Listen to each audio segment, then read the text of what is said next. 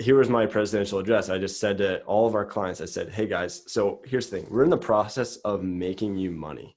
If we're still making you money, then you shouldn't fire us. It makes dollars and makes sense. Don't make it more complicated than that, right? If we're not making you money, you shouldn't keep us. And it was that simple. What is going on, everyone? Welcome to Impact, Income, and Influence, the #1 show for monetization strategy on the internet. My name is Steve Werner. I am your host, and I'm joined today by Jimmy Coleman, the CEO and founder of Leadballer. If you guys are interested in using LinkedIn to grow your business, he is doing something that nobody else in the space is doing. It is absolutely revolutionary. I use the service. I had great success with it. Jimmy is an awesome, high energy dude, and I am super excited to have him on the show. Jimmy, welcome. Yes, fired up to be here, man. Dude. So what's really exciting about your story, which I've gotten to see, is not that long ago, you were trying to figure out your place. You were trying to figure out how to gain traction. You were using LinkedIn. You were helping people gain some stuff there, but you weren't having the massive success that you are now. So take us back to the beginning. Where did all of this start for you, and why LinkedIn? Yeah, it is funny, man. We did go from June of 2019 is when I made my first hire, Tina, who's still crushing it today with us, and now it's late summer, I guess early fall 2020, and there's 25 plus people on the team, and we're still hiring people. And so I'll weave that into the story, but there was a period of time where it's like, man, I'm making other people a lot of money, but how do I create a model where I can do that for myself? So but a lot of people, especially when someone is going to be helping them with something, they want to know what their story was to discover an answer in order to know that this is someone that they can take advice from. And so mine is a pretty simple story. I graduated high school in 2012, and at that point in my life, I didn't really know what I wanted to do. I thought maybe I want to be a teacher. I like being a role model to people. But I never had good grades. I was in the 2 to 3.0 GPA range, and just was never a celebrated person academically. And the trajectory of my success was not looking too good from the world view at that point. But over the summer, I found a job actually selling Cutco knives, and I loved it. And it was something where I was seriously working so hard at it that I was forgetting to eat. I was so excited that the day would go by and I'd be like, oh my gosh, I haven't eaten today. And it's just because I was trying to crush my goals all day. And it was such an awesome feeling, waking up like it's Christmas every day. And it was actually funny about that. I was beating everyone in my office. I was beating people all around the state and nationally, breaking records. And actually the valedictorian of my high school, someone who's very celebrated academically, really awesome trajectory of where they would go in life, I crushed him too. And so it started making me think maybe these rules of society don't really apply to me. I'm someone that can break these rules and have success. And then school started, and I was sat back in a desk and talked at for hours at a time, and about random things like the history of baseballs. I remember a random topic. I was here we go again. And I remember the contrast of my energy just going from, again, working so hard, I was forgetting to eat, just super excited about everything going on in life. I was making commas on my paycheck for the first time at 18 years old, which is neat. And then sitting in a desk and just the energy level dropping and remembering where I was just a few months prior. And within 2 weeks, I quit college. It took me 2 weeks to drop out of college. And I told my parents that I was going to drop out of college and sell knives full time for the rest of my life, which you can imagine was a tough sell. What was their response to that? They, in their mind, they wanted to feel like they were allowing me to be an adult. They made that decision for, I'm the youngest of four, that once you're 18, you're an adult, you make decisions for yourself. But, it also, they love me and care about me. Like it brought them a lot of pain for me to come to them and say this. So they encouraged me to talk to other people and whatever. But honestly, in Waynesboro, Virginia, there wasn't really anyone that I was going to talk to that was living the life that I wanted to have anyway. So I didn't end up really talking to anybody. I just kind of went for it. And, but even then, when I went for it, I went all in and they supported me with that. And so I ended up running one of the top offices for the company, stayed with the company for 3 years, and eventually thought that maybe I can make more money applying that much energy towards something else besides kitchen utensils. And so I was like, how about the financial industry? And so I messed around in the financial industry. And that's when actually my introduction into LinkedIn really, I started using it more intentionally, because again, I'm in this small town and there's not a lot of like entrepreneurs and C-level executives and people that I wanted to get meetings with. And so I had to get creative and do something that no one else is doing at the time. This is 5 or 6 years ago. And everyone in my office kind of asked me not to do, because it's a very slow moving industry. So I started messing around, and I was like the original spammer. I made a lot of mistakes, just reaching out to people and realizing that people would never want to talk to me again based off of just playing the numbers game. And, in Cutco, you learn the numbers game. The numbers game never fails. That was my edge. I wasn't the best closer. I just made more calls than anyone else, got more referrals than anyone else, and played the numbers game. And I learned the law of that. But in the financial industry, no one wants to get financial help from the guy that was the desperate marketer. And so I had to up my marketing game and learn how to be a little more stealthy in the way that I was approaching my prospects. And I eventually, just through persistence, developed this process where I was actually having my dream prospects, multimillionaires, when I'm 21 years old, sending me messages first. And then even if they didn't take the bait of sending me the message first, because I would do a couple things and I can share that maybe later on, at least doing a good job of warming them up and getting a high response rate to these multimillionaires and stuff, to get to talk to this low 20 something, financial advisor. And my biggest problem was I didn't know what to do once I got the meeting, but I was getting a lot of meetings nonetheless. And I eventually bumped into, through my process, prospected the guy that was the CEO of the fastest growing company in North Carolina. They're only a couple years old, but he kept trying to convince me to work for him. And I said no so many times, but eventually I said yes, moved down there and helped them grow out their company. Within the first year, we doubled the size of the sales team from 25 to almost 50 salespeople. That wasn't our job, by the way. We just kind of did that. And then we did a couple million in revenue, but then the next year we kind of honed it and taught a lot of other people in the company. And this LinkedIn process helped create, I'm sure, over 8 figures in revenue for the company. And that's when a lot of people started asking questions in different industries outside of the company, from recruiting to SaaS to coaches, consultants, whatever. People asking, what is it that you're doing on LinkedIn that's working? I started sharing it. And these people told me that it was way better than what some other LinkedIn expert taught them just a few months ago.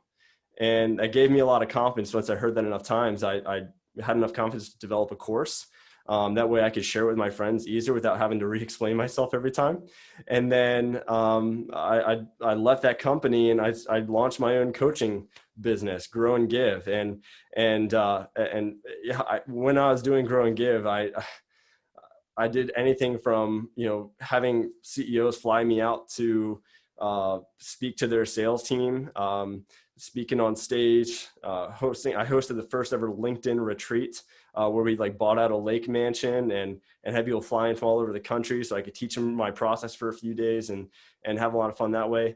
And the thing that I ran into was I realized that maybe in some cases 1 out of 5, or some cases 1 out of 10 people would actually implement the strategy, when people did, we have amazing testimonials of people going from, 12,000 a month in revenue to like 30,000 within 2 weeks of implementing our process, and really awesome, just great testimonials like that. But the majority of the time, people would give me their money and then wouldn't do anything, and therefore it wouldn't have any benefit. And it's their fault, it's their problem. But I want to wake up every day feeling like I'm actually making a real impact on people's lives. And so at the beginning of 2020, I pretty much stopped coaching a lot of people and picked up a couple clients that would allow me just to take the controller and do it for them.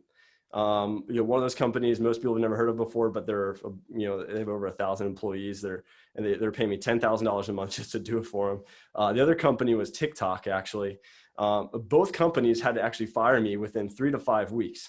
So TikTok, for example, they wanted 150 leads in 5 weeks, and we got them over 1,100 in 3 weeks. And so I think that they just didn't check the spreadsheet where we're storing all the leads until like a few weeks later, like, oh my gosh, they opened up, there's way too many people. And then the other company after 5 weeks said, hey, we got way too many leads. Like we need to put this on pause. And that's when we knew we had something really good. And like we were overloading people with leads. And it was such a fun feeling, especially for TikTok, because I got to fly out to their event where we were generating leads, and too many people showed up. They had to split the event into 2 events on 2 levels, and they were still standing room only. The rooms were hot and sticky, kind of like it was chaos and amazing. Like I loved it. So we launched Leadballer, where we essentially take out the process of you learning this strategy that, some of the very well-known companies were paying me a lot of money to teach them. And now we just say, hey, how about we just do it for you? And we do it at scale. And so that's how Leadballer was born. So, I mean, I just want to like recap this because I'm going to hold up a little bit of a mirror. You started off Cutco knives, which I didn't know you sold Cutco knives. I sold Cutco knives as well. No way, Dude, man. You go get your best knife and I'll use this knife. You can sharpen it all you want. Let's cut this rope. Let's see which rope cuts better. Right. If you don't know what that means, don't worry. Somebody will sell you a Cutco knife. That's right. So you were selling Cutco knives, but the reason you were good at it, first off, most people would be mortified to sell Cutco knives, right? They're not a salesperson, but you loved it. You knew that's where your energy was. Right. And even though you had your parents telling you need to go to college and do the safe, get a job, do what everyone else does, you knew you had to do something different, and you had the courage to step out and do that. Right. That's going to replay itself all the way through till now. The other thing was you were really good at generating leads, and you're really good at just playing the numbers game, right? Like, I'm going to generate more leads than anyone else, which is going to equal more sales than anyone else. Because really, even if you have a great sales process, you have to generate the numbers. Right. So then you did that in the financial sector, which led to people asking you how, right? Most people don't want to generate leads. They just want to sell the product. Yeah. They just want to do the thing. A lot of people pride themselves in being a great closer. And that I've always been the opposite of that. Yeah. Well, I mean, even like chiropractors, right? Love to be the best chiropractor, but they don't want to do any sales, marketing. They don't want to generate anything. You took the opposite. You're like, I'll generate all the leads in the world, and now I don't know how to close them. Like, I don't know what to do with them, but I have all the leads. Yeah. So everybody wants to know your process, which leads you to start doing your thing and like find the confidence to build the course. And then eventually you realize what I think everybody who has a course realizes: everybody wants things done for them. They don't want to learn the process. They do, but really they just want the outcome. And you're like, okay, I'm going to give them the outcome. I'm going to teach people. I'm not going to teach people. I'm just going to get them the outcome. And then you do such a good job for TikTok that they're like, dude, you blew up our conference, which I know exactly the feeling of being in that room and like, oh yeah, standing room only, wall to wall people. It's hot, it's sweaty. People are excited to be there. And TikTok was probably like, man, how did we get here? Like, this is crazy. So then we're in the middle, like this is January, February, COVID hit. Exactly. We're in the middle of a pandemic and you're still blowing up. You're hiring people left and right. You're exploding people's leads on LinkedIn. Yeah. Talk to us a little bit about what the last 6 months has been like for you. Yeah, especially with every company came out with like their own presidential address, right? And for me, I at first I was like, I'm not even going to address this thing. It's like just keep plowing through, keep. Uh, but I felt like I should because people were making a big deal of it, and so here was my presidential address. I just said to all of our clients, I said, hey guys, so here's the thing: we're in the process of making you money. If we're still making you money, then you shouldn't fire us. It makes dollars and makes sense. Don't make it more complicated than that, right? If we're not making you money, you shouldn't keep us. And it was that simple. So as long as we kept doing our job and taking care of our clients, we have a lot of job security, and so that over the past 6 months has been really cool. As you know, Steve, it's much easier to sell a done for you thing versus a training, because then there's a lot more objections that come up in people's mind, like it going from good idea to actually results coming from it. And so when it's actually just being done for them, it's a much easier sell, which is great for us. And we've had to learn a lot about executing things at scale, because it's much different when you go from having fewer clients that are paying you a lot more money versus having a lot of clients that are paying you less money. Because any great idea that I have, there's a lot more logistics that go into it when it's being done at scale for a lot more clients. And so like, I'm very cautious about that. I store all my ideas, and I go to Justin, who's our chief experience officer. And I'm like, hey man, this is the idea. Like, why can't this happen? Like, just hit me with it. But no, it's been really cool, man. Even at the beginning of the year, it was me, Tina, and a VA. And, and, uh, and now, like I said earlier, we got, over 25 people on the team. And, this weekend, I'm fired up, because I remember when we were at this medical company, we did like quarterly outings, and the one that was we went to like a zoo and like some like random things like that. My favorite one by far was when we did like a go-kart competition, and that's what we're doing this weekend with my team now. And I always look forward to like having a team of my own and creating that culture. And we have a cool culture now too. Like we did a group interviews. We were interviewing someone the other day, and some of the newer people were actually in the interview, and they're like, I don't like that guy. He doesn't appreciate what we have here. And like, we had something really special. Like, they're like sticking up for the culture and stuff. And it's just really cool to see that, man. So Dude, how yeah. awesome is that? I Yeah. mean, so when you got out of high school, sold Cutco, quit college, it was because you had a vision and you knew that you were meant to do something. You were meant to make a difference. You knew what lit you up. And now it's really cool to see your path.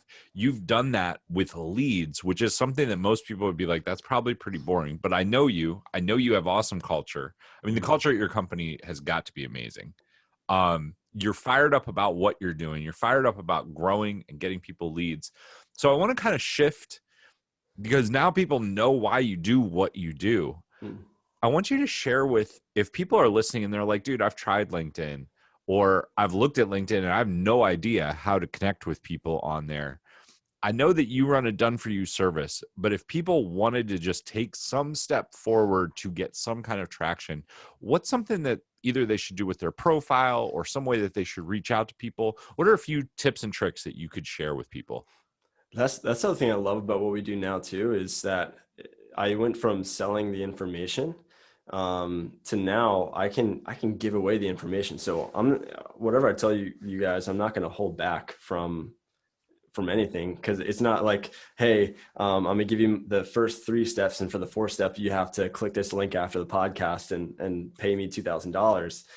No, I'll give you guys whatever you want. So a big thing, and there's probably 2 different audiences listening right now. There's the audience that still has not like dipped their toe in the water of getting on board with LinkedIn, and they said they would in 2016, and it's still 2020 and they haven't done it yet.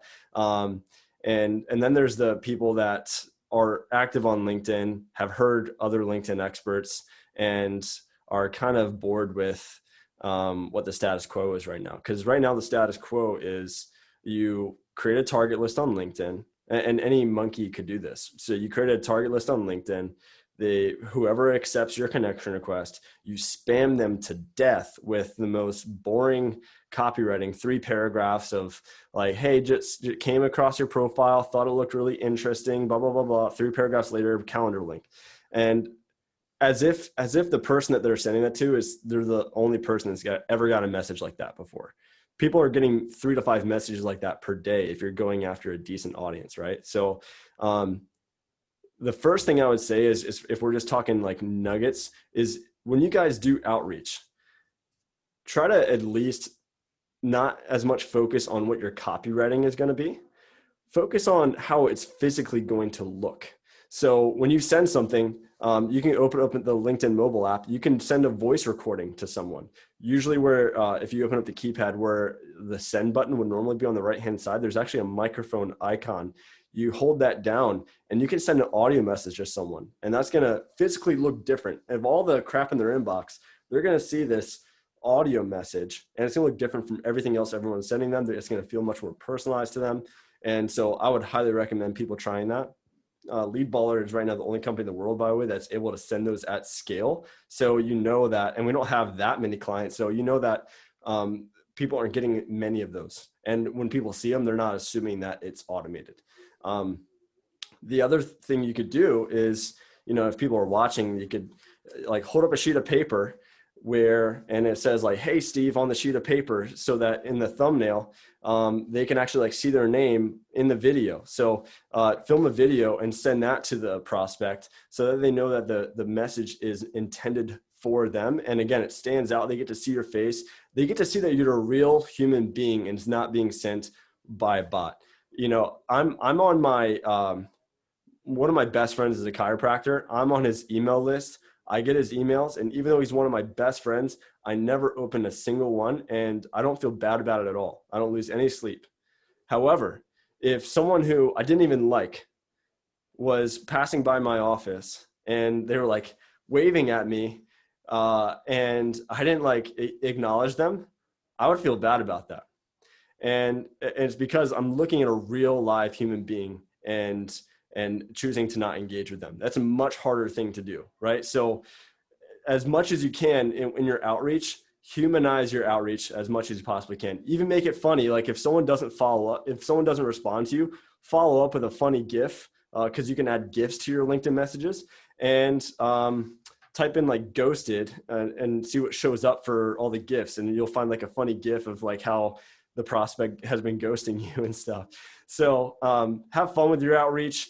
Get a little creative in what it looks like physically, and like the first 1 to 3 second reaction that your prospect is going to have, and that's going to immediately separate you from the crowd. That is awesome. Really, really good advice. So what if they're sending a voice message or if they're sending a video message? When they're doing this, what is something they can say in their messaging? Because I've definitely gotten those 3 paragraph, blah, blah, blah. What can they say to set themselves apart instead of, the normal blah? What should they be saying in their messaging, whether it's an audio message or a video message? If somebody actually clicks on it, what should they say that makes a difference? Yeah, and this is another thing where I encourage it to be the shorter it is, the better, in my opinion. That's not just because I'm dyslexic, because even if it's a video, there's less of a commitment. If I see a video or an audio message is 20 seconds versus 59 seconds or something like that, there's less of a commitment there for me to engage with it. And I'm more likely to engage with it, right? Same thing with reading the paragraphs. I judge it immediately based off of the length. So remember to keep it simple. Remember to keep the tone of it as if you're not desperate.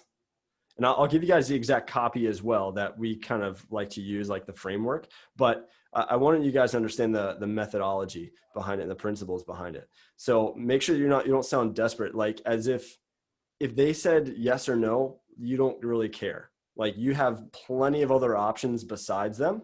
And so it'd be cool if they did say yes, but if they don't, that's okay too. Like you're cool, instead of sounding like a desperate sales rep, right? That's really important.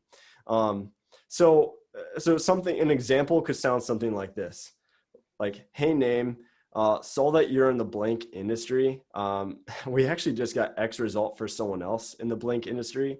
I have no idea whether there's any way we could do the same thing for you, but what do you think about hopping on a call and seeing if there's any opportunity to potentially work together someday? If you want to add in a little bit more fluff at the beginning of like, like we use this sometimes, like, hey, name, every time I log into LinkedIn, your profile keeps showing up. So I figured I'm finally sending you this message. And when I looked into it, I actually did see that you're in the insurance industry or whatever. We actually just got X result for someone else in the insurance industry. Or if you don't want to use specific case studies like that, you can name drop a little bit. Name dropping helps a lot, just so that people take you more seriously. But keep it a simple framework. Hey, if you want to, normalize the message. By saying that every time you log into LinkedIn, you see their profile kind of thing. And then say, I love using actually, we actually just got X result for someone else in the X industry. I have no idea whether we could do the same for you, but what do you think about hopping on a call and seeing if there's any opportunity for us to ever work together in some way? And always end with a question mark. That's really important. I think some people are really tempted and they say, let me know. If you're interested, let me know. But then there's less of an obligation for that person to respond to you. They're obviously ignoring you if you ask a question and they don't respond. But if you give them the way out of when you say, let me know, it's like, well, I don't have to respond because maybe I'm not interested. But like just getting that conversation back and forth is really important. Either way, if they become a no at some point, make sure that they understand that you're okay with that and offer them some kind of value, whether it's a lead magnet of yours that they're going to view as something that's super valuable, or if it's a case study to like just really get them to explore you guys further, and anything you can do to get them on your list and get them to continue to see your stuff showing up is a really good idea, even if someone says no. So like, even if someone says no to me, I usually say, hey, no worries. I'm cool with just being connected for now. By the way, how's everything going in 2020 for you guys? And then they'll say something really short or something really long. Doesn't really matter. I'll say, yeah, I definitely feel like it's been a crazy year, but when it's all said and done, we'll all be better off because of it. By the way, I actually have a free Facebook group for people who want to learn how to generate a bunch of leads on LinkedIn. We just helped someone, make a $10,000 sale yesterday. Do you think anyone on your team would be interested in joining that? And then sometimes they say yes, sometimes they say no, but at least I'm getting some people to say yes versus just giving up as soon as they say no, That's awesome. I mean, you just shared like 5 key things that people should do. It's a good thing that this is a podcast and on video. They can go back and check that out. I want to touch on, first off, always ending with a question is great because it opens the door. And if they don't want to respond, they won't. But if they do respond, it's opened something up. Right. Something I also read, I think it was an NLP book, but whoever asks the question holds the authority because those people are answering you then. They're going to see you as they're looking to you for something, which is a great thing to do. I love sending an audio message because it super separates you from everyone else that's sending. Even if they're sending like 2 sentences, it's really easy to ignore those. But if I see it's an audio message, I'm going to listen to it. If I see it's a video of someone waving, I'm going to pay attention. Like you just shared a ton around how to message.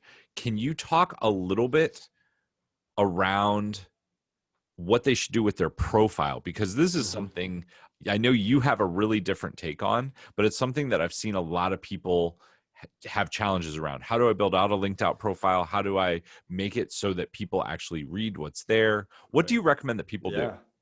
100%, man. And there's a lot of I disagree with a lot of things, but it's more like for my clients, what is being taught most of the time isn't going to apply to them, because the type of clients that I like to work with, they're usually the type of clients that, kind of like when I was a financial advisor, I wanted to fill my pipeline, but I also had to have a type of relationship with my prospect and with my client where I was the authority. I was the advisor. And there's not everyone cares about that. There are some people that are obviously doing the guerrilla marketing thing and being very salesy on LinkedIn.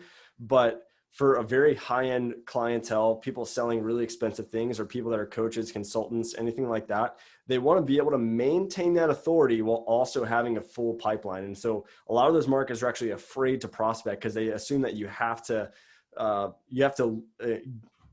turn in your authority card in order to fill your pipeline. And we've kind of cracked the code there. So when it comes to your profile, you have to keep in mind when they're going to see your profile, and put yourself in the shoes of the person that you're prospecting with. And you have to keep in mind that there's other people that sell the same thing that you sell, and they're also sending connection requests to the same audience that you're targeting. It's a big world out there, and there's probably at least 10 other people that have tried, at least, depending on the industry that you're in. So you have to be aware that if they've gotten, let's say you're a financial advisor, if they've gotten 10 connection requests from other financial advisors who all end up spamming the crap out of them, do you think that they're going to want to accept another connection request from another financial advisor? Apply the same thing to a LinkedIn expert. I get hit up by LinkedIn experts all the time because their targeting isn't good. And it's like every day, 3 to 5 messages. And I will say, like, we have people that are very high up prospects of ours. We like recorded their reactions when we did Zoom calls with them. They're like, Jimmy, I get hit up by 3 to 5 people that do the same thing that you do every single day. They solve the same problem that you solve. You're the only person I've ever responded to. And a lot of that happens like on the back end from how we reach out. But if we had another like vendor type profile, another salesy type profile, I wouldn't have ever gotten the chance to send that audio message or that video message. Right. So this is the thing that it's kind of like the Trojan horse profile, right? Where it's not going to give ourselves away right at the very beginning. They're not going to stop us at the gate. Okay. So I want you guys to keep that in mind. Your profile doesn't have to answer every question about what you do, which is contrary to what most people would just assume, right? You want to like give everything away of what you do. So people know very clearly. But if you follow my process, it's not as important for you to give everything away. I always tell people, position your LinkedIn profile with 2 words. One is as an authority, if you can show any kind of social proof, or like you being interviewed for something, or anything where there's an appearance of you have information that people want, that makes you look like a more valuable person, then that's a really good thing to showcase on your profile. Or any kind of just, make it easy for the person to say yes to you. Make sure that they feel like they're not the first person on planet Earth that has ever said yes to you when they accept your connection request, right? So keep that in mind. When it comes to the other one is authenticity. That's the other A word for you. Authenticity is, most people are completely missing out on this on LinkedIn, but I talk a lot about humanizing your LinkedIn profile. So go ahead. How do you do that? Because I agree. Right. I think that is like the number one thing. Everybody wants to appear professional. Nobody wants to do business with somebody that's super cold and personal. They want to do business with a human being, somebody that they know, like, and trust. So how do you do that? What's the the professional headshots are super bland to me. So there's really 4 key areas on your profile that you can showcase authority or authenticity. And at the very top of your profile is your banner or your background picture, right? The thing behind your profile picture. And a lot of people have a hard time finding the right measurements for that. Real quick piece of advice is go to canva.com, canva.com, and type in LinkedIn, and you'll see that in the search, there'll be a thing that's like LinkedIn banner, and just have a picture that'll fit to those measurements. And that's how you create a good LinkedIn banner. There you go. But in your LinkedIn banner, again, are we trying to, do we have opportunity to demonstrate authority, or authenticity. Authority might be you speaking in front of a stage of people, right? Or it might be you with just a crowd of people that are visually endorsing you, right? That, like, they are interested in what you have to say, or they like you. There's some feeling of that. A picture of authenticity might be your family portrait. I saw a guy had a picture today. It was like him and his kids, and it was a funny picture of his kids like being really funny. And I liked the guy a lot more. I had a hard time. He was a competitor. I had a hard time looking at this guy as a competitor. And I wanted to, actually like extend a hand out and say, hey man, how can we collaborate? Because I saw he's a real human being, right? I humanized him. I really like that. So in your banner, you can, again, demonstrate authority or authenticity. Same thing in your profile picture. That's a second area. Again, you speaking on stage, you explaining something. And because that's a much smaller picture, you don't even need to be explaining something to an audience of 1,000 people, right? It could be literally like, I'm looking around outside my window right now. There's 5 people in sight. And I can say, hey guys, let me just like tell you a story of, what happened on my 10th birthday, and someone take a picture of me as I'm explaining it to you, and boom, LinkedIn picture, right? So you can fake it till you make it with the authority thing if you have to. But again, I've had other clients where they chose authenticity in their profile picture. It was him giving his son a piggyback ride. Again, family is a great thing to use. People have used dogs before and stuff like that. A picture of them laughing at something is a great thing, but it does need to be a high quality picture so that people see that you represent quality at the very least. The third area is your headline. The headline is the thing either next to or below your name on your profile.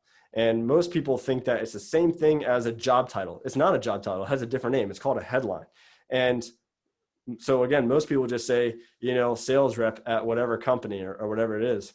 But I think this is a really good opportunity for you to find a creative way to describe what you do. And if it's funny, even better. There's a guy in Charlotte who he's a photographer, and his headline says, I shoot people for a living. And I thought that was awesome. It stood out from everyone else. I've never sent a photographer a connection request before, but I definitely sent him one because I thought that was so cool.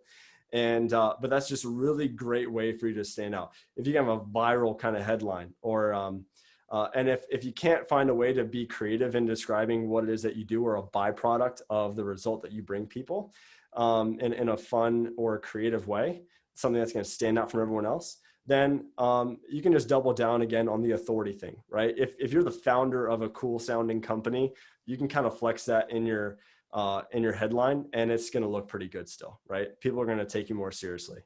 The fourth part is your about section. And this is where, Steve mentioned something that's really important, is how do you actually get people to want to read about what it is that you do? Because what most people do in their about section is just most of the time it's like a brag sheet of either why they're the best at selling what they sell, or why their company is the best at selling what they sell, or executing their services. And the fact is that the way that most people are writing it, like, it doesn't get people to want to read it. And Steve knows this better than most people on planet Earth, that there's a really good format for getting people to actually read what it is that you do. It's called story selling. And in LinkedIn, there's a pretty simple format that you can use for this. I just have like 3 parts to it. And the first part is a hook. So in this case, your hook might be a significant life event. So, my wife, Morgan, she actually put her quote of the letter that she got in the mail. It was her rejection letter into nursing school. She quoted it. And then she explained, like, she interpreted it. Like, she said, like, you're not good enough. You'll never be a nurse, things like that. And then, and the second part of this is the body. So you got the hook and then the body. And the body, you just give context to the hook. So she said something like, most people don't know this about me, but I actually had to apply into nursing school 4 times before I was accepted. And, this is something I felt really embarrassed about. And she just kind of explains the hook in the body of what was going on in that period of time in her life. And at the end, you just bridge the hook to the mission that you're on now, how it connects to why you do what you do. And for her, she just kind of explained the lessons that she learned and how that sets her apart from, she wouldn't word it like this because she's not like competitive in this way, but like really this is how people who mattered viewed it, is like how it sets her apart from every other nurse out there and the mission that she's on, her why of why she is a nurse and why she is doing the job that she has. And you can correlate that as well. And the more bold you are, the more you're separating yourself from the pack. There's a guy who quoted the text that he got when his friend told him that his best friend died, and he like talked about that. And Justin, our chief experience officer, talks about like the last thing that his mom told him before she passed away was like, like people go deep. People can talk about when they got fired from a job, just something that the more embarrassing it is, actually, the more you're going to stand apart from everyone else. Because most people, especially on LinkedIn, Instagram, you're the hottest version of yourself. Well, LinkedIn, you're usually like the most fake professional version of yourself, right? It's all BS most of the time. And the more you can be raw and real in that about section, the more you're going to connect to people. Morgan, just so you guys know, she was a nursing student at the time. She had C-level executives of different hospitals reaching out to her, asking for meetings to convince her to work at their hospital. That does not happen. It doesn't like, that's not how it works. Like CEOs are not doing that, but they would see your profile and they would connect with her immediately. She also had other people that were in her field that like let her know that how much what she put in her about section meant to them and how they relate to her story. Like if she wanted to, and this isn't, I don't think it's her style, she could create like a nursing, like revolution, like tribe thing, and whatever, she could go for it. But have a story, to use a story selling format to explain what it is that you do and why it is that you do. I hate to be cliche, but it's the whole Simon Sinek thing of selling why you do instead of what you do. Well, I think that's, I mean, I know like people out there are thinking about this and they're like, I don't want to put something that makes me vulnerable or that's embarrassing on my LinkedIn profile, but it will connect you. The person reading that, you will stand out so much more, but also it humanizes you. And the person reading it is a human and they will immediately relate to you, which is what you want. Right. Mm-hmm. Yeah. Everybody. That's most people's objections. And if you want to be like most people, then say the same excuses that most people have. And that's why, during COVID, everyone's freaking out and all this and that. But my clients, again, I told my clients, hey, if we're not making you money, then fire us. And obviously we kept having clients, we kept having people thriving and making money during this time, having the best. There are some people that like, it has been life-changing. They've never made as much money as they have, and they directly point it back to us during this time. Is because they're not doing the things that everyone else is doing. They're not saying the same things everyone else is saying. So, Jimmy, you've shared a wealth of information. I mean, I love chatting with you because you're transparent, you're honest. I think that is, I mean, whenever you have a conversation with somebody that you're selling your services, you're like, hey, if you don't make money, then don't work with us. That negates all the, like, you're not hard selling anybody. Right. You've given a ton of value on this call. Between like how to lay out your LinkedIn profile, what are the 4 areas you need to work on? What is something that you see all of the LinkedIn experts telling people to do that you think is really bad advice, or what's something that you see everybody trying to do on LinkedIn that you would tell them to stop doing? Yeah, this allows me to sort of bridge it together, because when you ask me what to do, I kind of, for both things, started out with what not to do. And so I mentioned that a little bit already, but there was another key element to my process that I haven't been able to share. And so this is going to bridge the 2 back together, or the 3 of them together. So obviously it's important to have a good looking profile. Targeting is, honestly, there's plenty of good YouTube videos on targeting. Like you can watch mine or you can watch someone else's. Most of them are pretty good. The third part though is, for most people, okay, they connect with you. Now spam them with this message sequence, right? Well, I already told you guys, how to message people. I call it stand outreach, by the way, outreach that stands out. But that's actually step 4. There's a third step.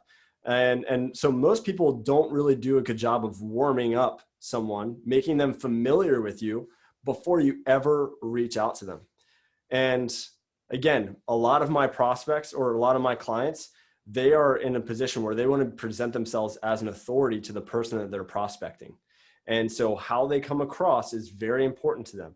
And if the first time that their prospect has ever seen them is when they are showing up in their inbox asking for a meeting, then they know that they're going to look more like a vendor and they're going to have a lower response rate. So what we help our clients do and we teach people to do is find ways to get people to show to see you before you ever show up in their inbox. And most people think that's posting content. And it can be. I think posting content's a great thing. We have someone on our team that his job is to get us to show up all over the place when it comes to posting content, follows me around with the camera and stuff. So we do prioritize it. But something you have to know on LinkedIn is that, let's say like this, there are therapists that help people with their addiction to Facebook, Instagram, TikTok, YouTube. I don't know of any therapists helping people with their addiction to LinkedIn, right? It's not a platform that is like, if you guys have seen what's the Social Dilemma, the documentary, they don't really talk much about LinkedIn. They put the logo on there at one point because you kind of have to. It's a big platform, but it's not an addicting platform. So people aren't like scrolling through the timeline for hours, right, and looking at content.